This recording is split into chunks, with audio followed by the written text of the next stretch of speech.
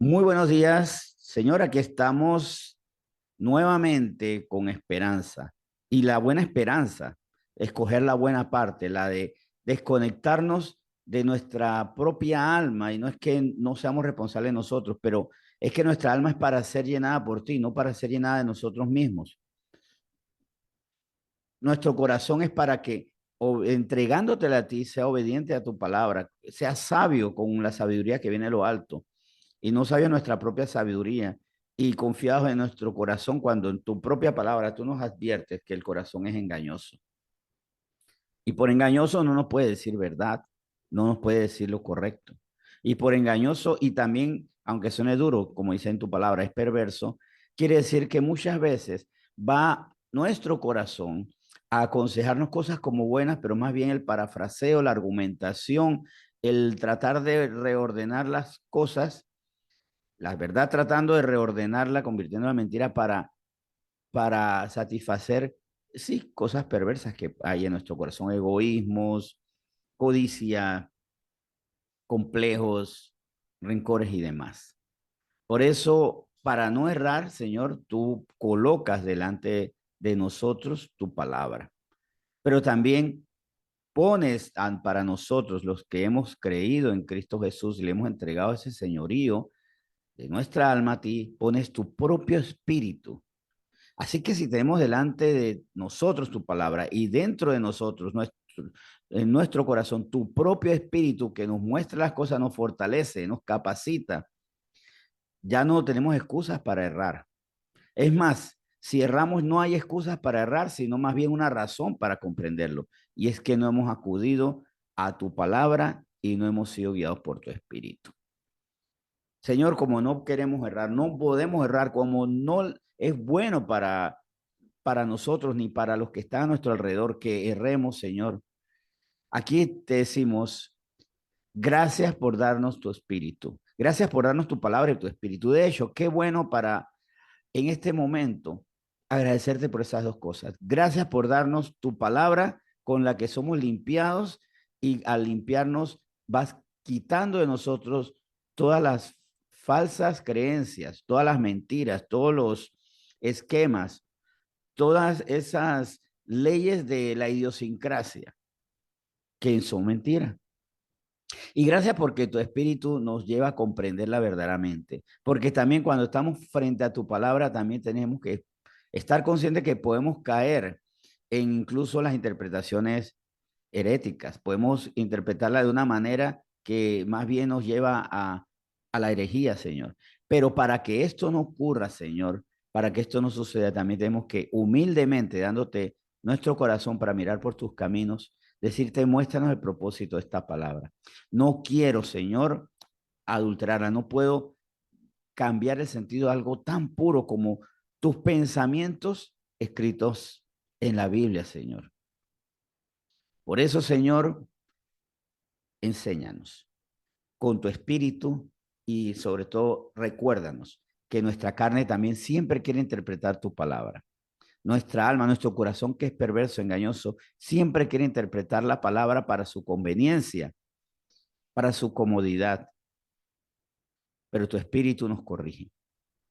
Gracias entonces te damos por tu palabra diaria y por tu espíritu que no se aparta de nosotros. Nosotros nos apartamos de ti, pero tu espíritu está con nosotros. Señor, gracias por esto. Y te pedimos perdón, de hecho, por apartarnos de ti, de tu espíritu, de tu palabra. Y más bien corrigiendo los pasos, te decimos gracias, te damos tanta gracia por eso que a ti acudiremos siempre. Señor, enséñanos hoy y Espíritu Santo que está en nosotros, dale sentido a esta palabra, dale sentido espiritual y no el de la carne a esta palabra hoy.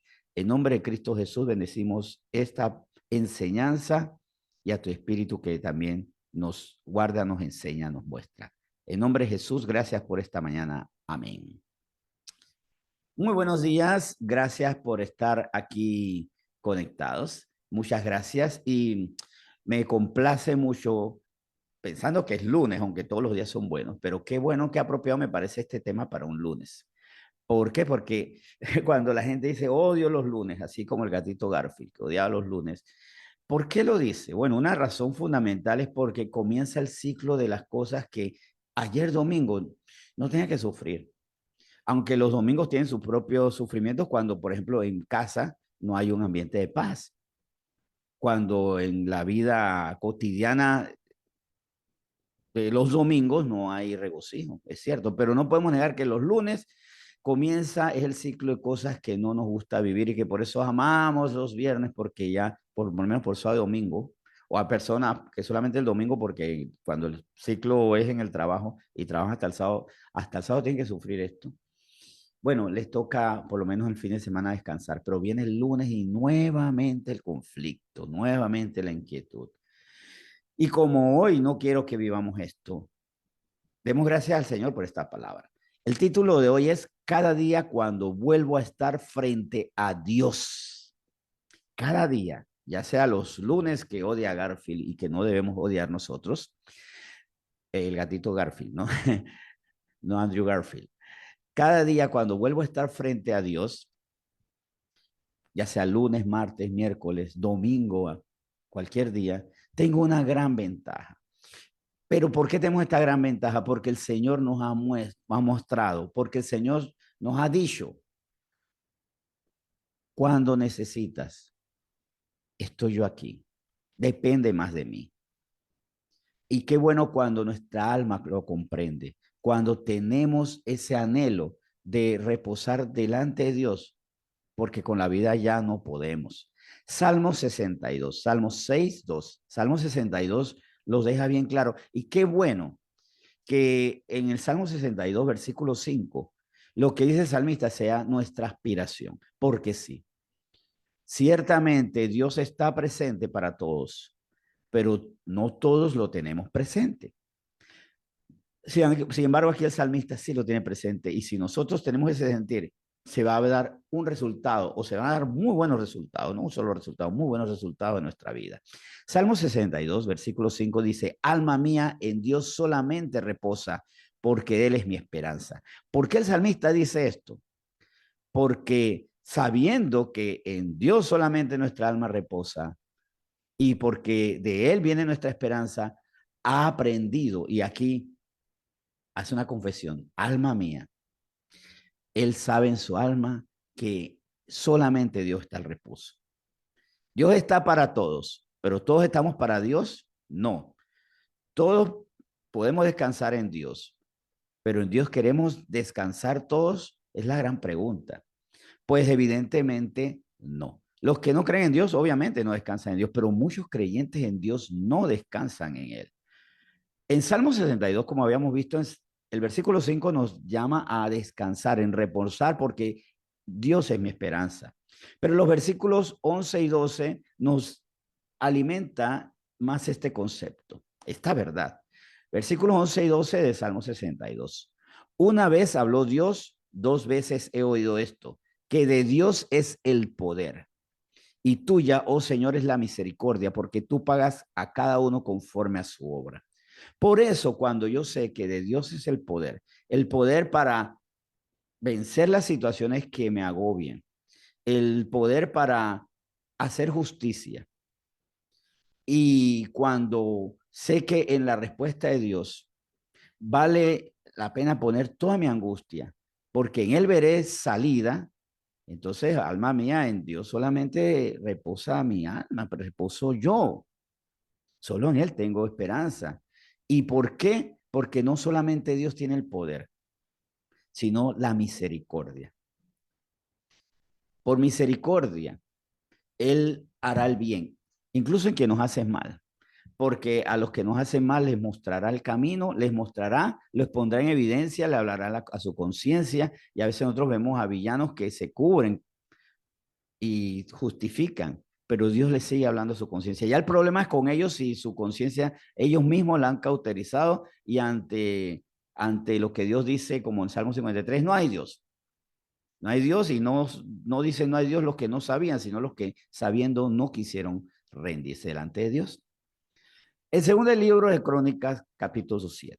Vamos al segundo libro de Crónicas, capítulo 7, y los versículos 11, bueno, el 11 y luego el 15. En el versículo 11 vemos a alguien que aprendió por un tiempo, después se le olvidó y después lo recordó cuando estaba anciano, pero por un tiempo, instruido por su padre, aprendió a buscar a Dios.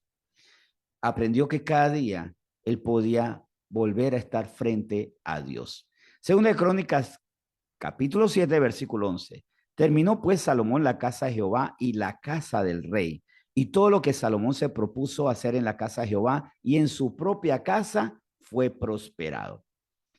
Salomón tuvo recursos que no aprovechó para hacerse fuentes, para hacerse jardines, para hacerse patios, para hacerse lujos para él y para equivocarse con relaciones sentimentales que no le produjeron bien, más bien le acarrearon mal. Pero también, vamos a ver, él tuvo el acierto en un momento dado de construir casa para Dios. ¿Por qué? Porque Dios necesitaba casa. No, no por eso, sino porque nosotros necesitamos tener tiempos delante de Dios, honrar a Dios. Es que yo no busco a Dios porque Dios me necesita, sino porque yo necesito a Dios. Yo no adoro a Dios, y está también ese argumento que dice, hoy, ¿qué clase de Dios que necesita que lo adoren? Un Dios necesitado de afecto, no. Yo no adoro a Dios porque Él necesita adoración, sino porque yo necesito adorar a Dios y vincularme con quien adoro y ser formado por medio de la adoración.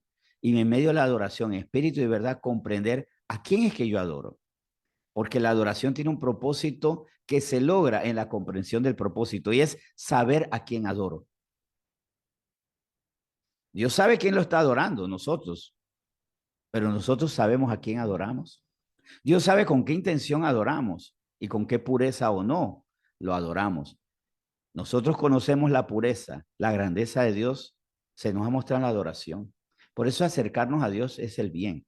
Pero habíamos leído el versículo 11, ¿verdad? En los versículos 15 y 16 del segundo libro de Crónicas, el segundo libro de Crónicas 7, vemos que hay efectos en buscar a Dios. Ahora estarán abiertos mis ojos y atentos mis oídos a la oración en este lugar, porque ahora he elegido y santificado esta casa, para que esté en ella mi nombre para siempre, y mis ojos y mi corazón estarán allí para siempre. Tener estos tiempos con Dios va uniendo propósito. El propósito de Dios que estar con Él. Y el propósito de nosotros debe estar en comunión con el de Él.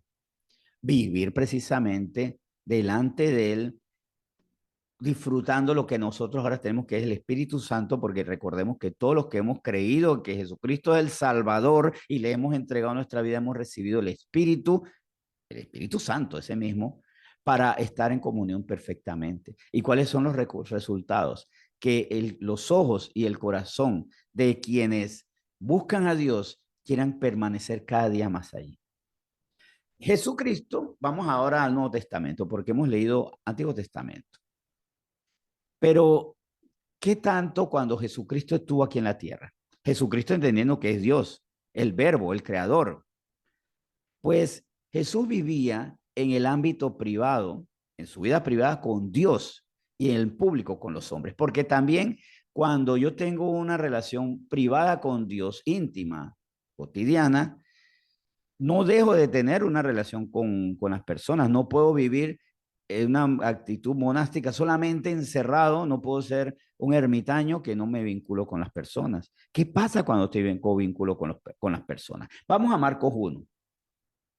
Es que Jesucristo era bendición para las personas porque privadamente estaba con Dios. Y eso también nos debe alentar a nosotros. Usted quiere ser bendición para las personas, tenga momentos profundos y verdaderos con Dios. Lo que usted hace en lo privado con Dios, que se manifieste en los hombres y que lo reciban como con beneplácito los hombres. Marcos 1. Desde el versículo 35 vamos leyendo Marcos 1 a partir del 35. Levantándose muy de mañana, siendo aún muy oscuro, salió y se fue a un lugar desierto y allí oraba. Y le buscó Simón y los que con él estaban. Vemos, está Jesucristo con Dios en privado. Y antes que él abordara a la gente lo abordaba a él.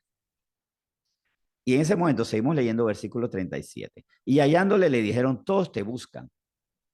Él les dijo, vamos a los lugares vecinos para que predique también allí, porque para esto he venido. Y predicaba en las sinagogas, repito, y predicaba en las sinagogas de ellos en toda Galilea y echaba fuera los demonios. Evidentemente, el estar con el Señor no solo le hacía deleitarse en el Señor, sino que se cumplieran promesas. Deleítate en el Señor y Él cumplirá las peticiones de tu corazón. Jesucristo vivió plenamente lo que dice Salmo 37, deleítate en el Señor tu Dios y Él concederá las peticiones de tu corazón, por supuesto. ¿Por qué? Porque ¿cuál era el deleite del Señor? ¿Cuál era el deleite de Jesucristo? Lo que les dijo a ellos en el versículo 38, porque para esto he venido. Vamos a los lugares vecinos para que predique también allí. Vamos a anunciar aquel que me habló en la soledad. Para esto he venido. Y cuando yo estoy con Dios, no tirándole la perorata, porque yo puedo estar con Dios, pero no escuchar a Dios, cuando solamente le doy el discurso, la lista de peticiones, las demandas, y no lo escucho, no sé para qué he venido. Ni siquiera sé para qué Dios está delante de mí, porque creo que Dios está delante de mí para que sea que acaso mi mayordomo, cosa que por supuesto es completamente falsa. Y aquí también otro punto para aclarar. Yo estoy con Dios, pero quiero escuchar a Dios. Estoy con Dios con la lista, o más bien estoy con la lista delante de Dios o con Dios y en medio de estar con Dios, que el Señor mismo vaya haciendo las listas. Qué bueno que Dios mismo vaya poniendo en mi corazón las cosas en las que tengo que poner atención y que vaya tachando de la lista las cosas que en mi carne están. Y vuelvo y examino. Yo estoy delante de Dios para hablarle o también, y esto es lo perfecto, para recordar, que Él me recuerde para qué estoy aquí en esta tierra, para ser instrumento de salvación, para ser instrumento de bendición, para ser instrumento de paz, para ser embajadores de Cristo, para reconciliar a la gente con Dios. Y por eso, como dice el versículo 39, y predicaba en las sinagogas de ellos en toda Galilea y echaba fuera los demonios. Es que miren, estar a solas o no con Dios es crucial, porque tenemos dos opciones, estar a solas con Dios, no estar a solas con Dios. Estar a solas o no con Dios es crucial para nuestro éxito o para nuestro fracaso. Y en Lucas 22 vamos a ver esto.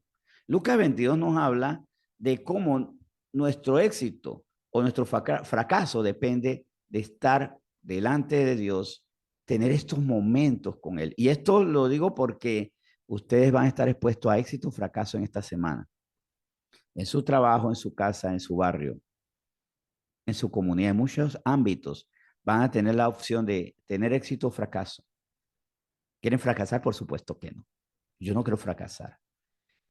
¿Cuál es el punto crucial para no fracasar, para tener éxito? Lucas 22:41 en adelante. Dice, y él, estamos hablando de Jesucristo, y él se apartó de ellos a distancia como de un tiro de piedra y puesto de rodillas oró, diciendo, Padre, si quieres, pasa de mí esta copa, pero no se haga mi voluntad, sino la tuya. Y se le apareció un ángel del cielo para fortalecerle. Esto es del 41 al 43. Vamos a saltar el 45 al 46. Cuando se levantó de la oración y vino a sus discípulos, los halló durmiendo a causa de la tristeza y les dijo, ¿por qué dormís? Levantaos y orad para que no entréis en tentación. Jesucristo tuvo éxito. Y uno diría, uy, qué éxito, morir en la cruz. Es que ese fue el éxito, porque recuerden que él lo había dicho a los discípulos antes, porque para esto he venido. ¿Qué es tener éxito? Cumplir el propósito de Dios en nuestra vida. De hecho, preguntarle al Señor cuál es el propósito en mí, cuál es tu propósito en mí, cuál es el propósito de mi vida, y tener éxito es alcanzarlo. Hay muchos cristianos que han distorsionado, se han desviado del propósito, yéndose detrás de supuestas bendiciones y más bien a veces son sus necedades como forma de deleite. Se les olvida para qué están allí. Incluso yo puedo cambiar el podium como instrumento cuando hablo, como instrumento, el púlpito, puedo cambiarlo como instrumento de salvación, como más bien instrumento de enriquecimiento, para enriquecerme. O en vez de amonestar santamente, hacerlo en la carne con maldad. Puedo perder el propósito, no porque esté dirigiendo, hablando, ministrando, estoy en mi propósito? Y eso es algo que tengo que constantemente preguntarle al Señor. No me he salido del propósito porque ayer estaba bien, pero hoy me puedo desviar un poquito. O tal vez hace rato me desvió. Pero vemos aquí que apóstoles que estaban con el propósito de ser los anunciadores, por no estar cerca de Dios, dieron tremendo traspiés, apartarse de Cristo. Porque poco después de eso, Cristo fue con éxito a cumplir el propósito que Dios le había dado. Y ellos huyeron. Y Cristo tuvo que, ya resucitado, ir a buscarlos. Porque por alejarse de Dios se les había olvidado el propósito para que estaban allí. Finalmente, y para que esto nos lleve a meditar, y recordemos, insistamos, que es tener éxito, vivir los planes de Dios. No importa si ya no voy a ser el cantante aquel, no importa si ya no voy a ser la estrella del fútbol aquella, ya no importa si no voy a ser el gran empresario. A menos que ese sea el plan de Dios, entonces a cumplirlo, porque Dios necesita deportistas santos y que tengan éxito y lleguen a muchos. Dios necesita cantantes que le adoren. Dios necesita empresarios también que sean bendición, no explotando a sus obreros. Y qué bueno cuando mi jefe es creyente, es cristiano, es fiel y no alguien que viola las leyes y hasta roba las cuotas obrero patronales estas porque al final de cuentas no tiene Dios que le mande. Pero el propósito de Dios sobre todo es el que Él me dice.